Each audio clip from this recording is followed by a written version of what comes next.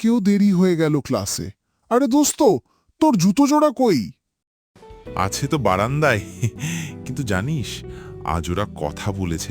পাগল হয়েছিস নাকি? জুতো আবার কথা বলে?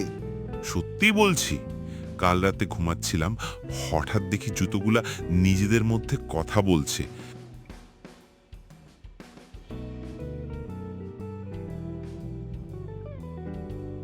প্রতিদিন এই রাফির সাথে কাদায় ধুলায় হাঁটি, ধোয়ার কথা মনে পড়ে না?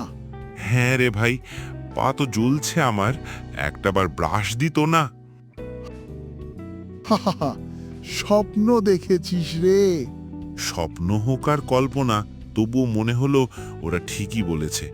তাইলে আমার ব্যাগটার কথাও ভাবি নাই কখনো। রোজ এত বই বহন করে। চল দোস্ত, আজকে সব পরিষ্কার করি, ব্যাগ, জুতো, টিফিন বক্স সব। আর ধন্যবাদও জানাবো ওদের, কারণ ওরাই তো আমাদের নীরব বন্ধু।